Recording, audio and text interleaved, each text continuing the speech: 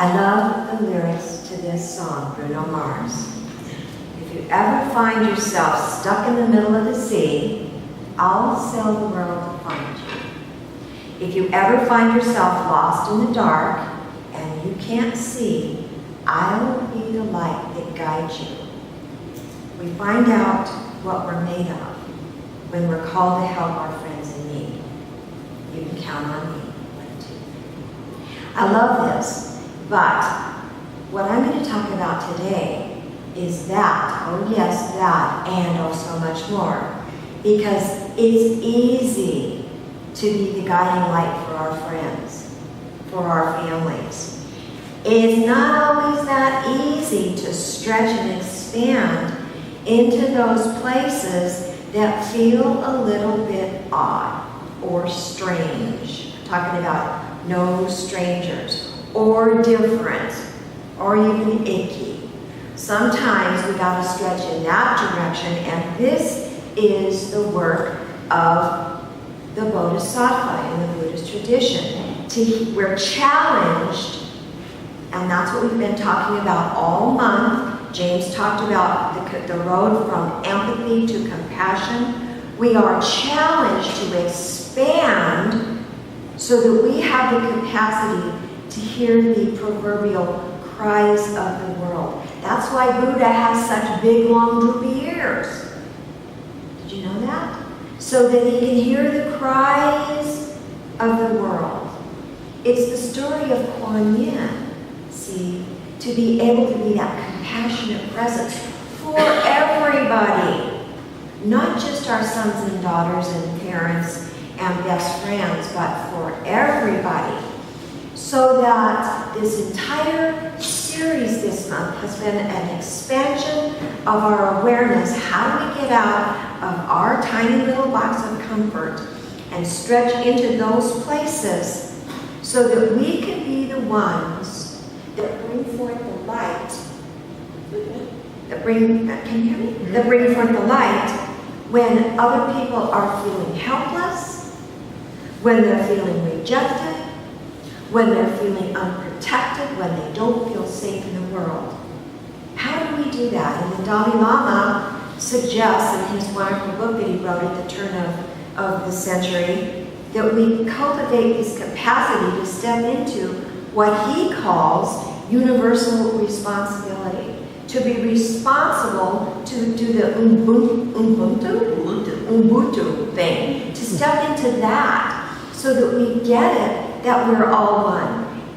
Even the stuff that doesn't look so pretty, even the stuff that doesn't look like our skin color, even the stuff that doesn't look like our economic class, even the stuff that doesn't look like our nation, our politics, our family, our tribe, our whatever. See, this is the big deal. To be able to put that principle of compassion into action no matter what. See, because what I've discovered in my walk in the world is that compassion is an appropriate response to every single sphere of activity, no matter what. No matter what. Even if it seems like a small gesture and shows up like a smile at the homeless man that sits in front of the CVS every day and doesn't even want to make eye contact. Compassion allows us to smile and have an open heart. That's what it's about. To relate to this experience of our walk in the world as human beings on our shared humanity. You know, that's why I picked this image, this idea. Once we were able to go out and look back down upon ourselves and see this blue planet, everything changed. Everything changed. We got it that the world is, you know, not divided up into the oceans. Where do they start and stop? Where do our countries start and stop? Everything is, it's all one. It's one big, beautiful world. So their capacity to see with deep eyes, so that we're seeing from that place of heart space that allows us to see our sameness, not our differences, is a huge leap. What's the problem? Well, I tell you what, it's not always easy. It's not always easy because sometimes it's not comfortable to reach out or to be present with or even to embrace the concept of the stranger, of the other one, the one that's different, not like me. You know what I'm talking about? The one that, those people. Gotta meet those people? Think about it right now. Take 2 seconds and think about who do you label as those people? See, it's sort of an us and them world. It's all divided up. We've all got our own flags, and we've all got our own little uniforms, and we've all got our own languages, and we've got our own food, and we've got our own this and that and everything else, right? Don't we? Yes. There's an otherness about this experience of our humanity. And so today, my call and my invitation is, okay, let's recognize that. There's a rich, wonderful opportunity to experience diversity. But let's not forget that at the core, at the essential energy of who we are all the same. There's no difference. There's no difference. It's not, this is who I am and that's who you are. No. It's, this is who we are. We have a shared humanity. We all hurt. We all laugh. We all cry, don't we? We all get hungry. We all want to feel safe. We all want a warm place to lay our heads down. This is who we are, not this is who I am, and that's who you are. And what it really boils down to is fear. When we're in fear about the other, whatever that other looks like, I have to be honest, until I kind of got comfortable with stretching beyond my boundaries, there was an element of fear around passing the gentleman that sits in front of CVS because I wasn't real sure how that would show up if I went, hello. I wasn't sure how that would show up. There was some fear there. And what I know is when I'm in fear around those kinds of things, I can feel my heart just squeeze down tight. We constrict ourselves. You know what I'm talking about? It's fear that sort of motivates our sense of separateness and sort of keeps it going, you see. We have these ways that we discriminate against each other for so many, many ways. And then we overlook this fundamental oneness that Linda was talking about. You have to remember, just like me, beyond the superficial, whatever the differences might be, I have to share this about Linda's husband, Fred, who's no longer with us. Fred and I share a journey in alcoholism. Both of us have that as a journey. I'm still living, and so this year I'll have 29 years of alcohol-free living. Fred passed on, so he doesn't have that gift. Fred and I have many, many conversations. Fred and Glenda lived with us for several years. Fred was very ill before his death. And we had many, many conversations about our shared disease of alcoholism. Only one thing. Fred said, Judy, you and I are not like those other alcoholics. We're special. We're special alcoholics. I mean, oh yeah. See, anytime we see ourselves special, not just like all the other, I'm not going to ask you to raise your hands, but I know there are people in this room who are 12-steppers. You and I are all the same. It doesn't matter if I'm standing on this platform being a minister or if I'm the gentleman in front of the CVS. We're all the same. There are no special alcoholics. We're all the same. See? We want to make ourselves different, even within our difficulties. This is the story of Jesus at the well, talking about Palm Sunday today. Does anybody remember that story in the Christian tradition? Jesus goes to the well and the people in the town are stoning or wanting to stone the adultering lady, the lady who's an adulterer.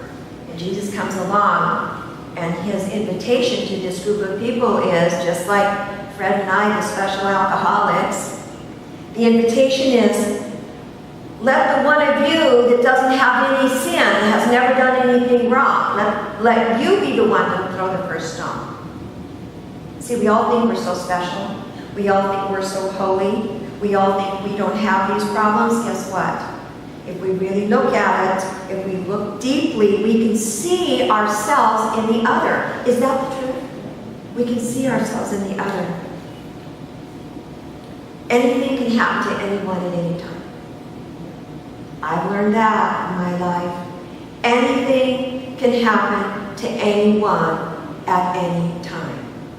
We lose our jobs. We lose our homes. We lose our health. Isn't that the truth? We lose people that we love. Anything can happen to any of us at any time. And so guess what? This is a call for humility. It's a call to be humble.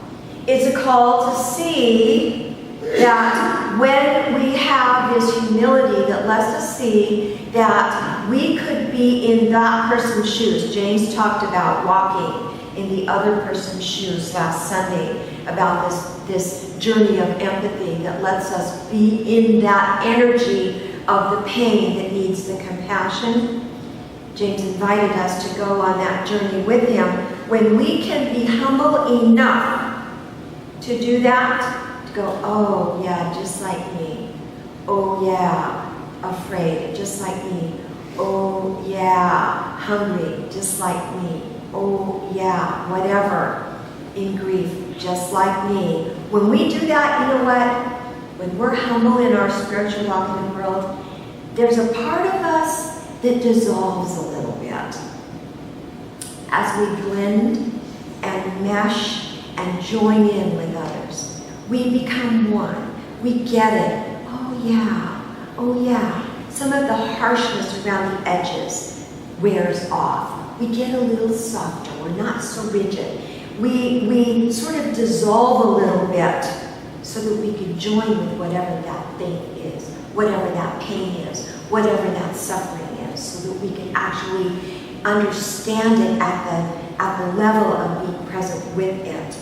And when we can do that, this is where our heart opens and we can actually be that guiding light that brings hope, that brings love, that brings compassion, that brings a new perspective, that brings something that will help lift it. If I am lifted up, Jesus says, I'll lift everybody else. If I'm lifted, we all get lifted to see.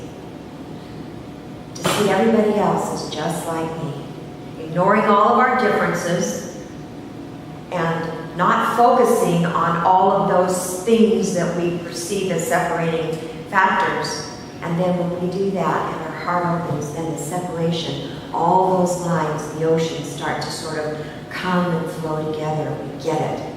Sharon Salzberg, she's written a book called Loving Kindness. She says, if we can't heal the rupture between ourselves and the rest of life, created by mistaken concepts of separateness, we remain lost. We remain uncertain about what our lives mean and where we belong within that. So what's the challenge? The challenge is to practice compassion, not only with mom and our best friends and our sons and our daughters, but you know what? With everybody, beyond our tribes, beyond all of that. And this is a big lesson from the Course in Miracles. And it's a hard one, and I'm not there. This idea of the way of the Bodhisattva, the Buddha with the big ears, hearing the cries of the world, is an invitation to not discriminate, even with the people that are closest to us. To strive for an even-handed way to be present in the world so that we're able to bring compassion equally to everybody. Isn't it easy to bring compassion to the things that you like, the things you love, the things that are closest? Yes. Not so easy to bring it to things that are just outside of that, that primary circle. Of course, the Miracle says there are no special people. I'm not there yet. I'm not there yet.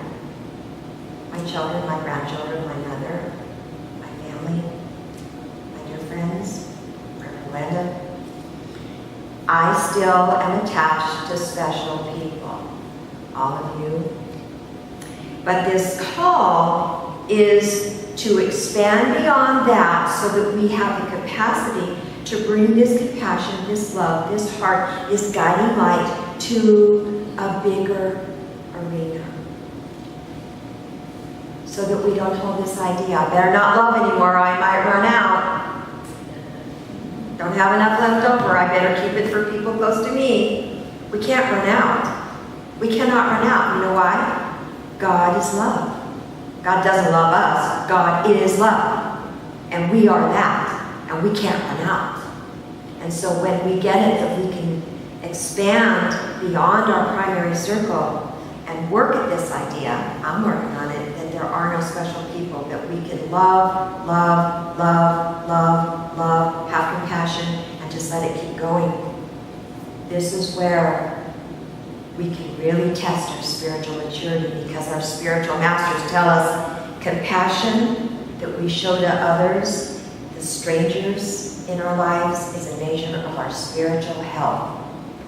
I'm going to say it again. Compassion that we show strangers is a measure of our spiritual health. That's a biggie. So here's your invitation. I say go home singing Bruno Mars's song. I say if you ever find yourself lost in the dark and you can't see, I'll be the light to guide you. You can count on me. And don't forget, compassion that you show out in the world all the time to everybody is a measure of your own spiritual well-being. Thanks for listening.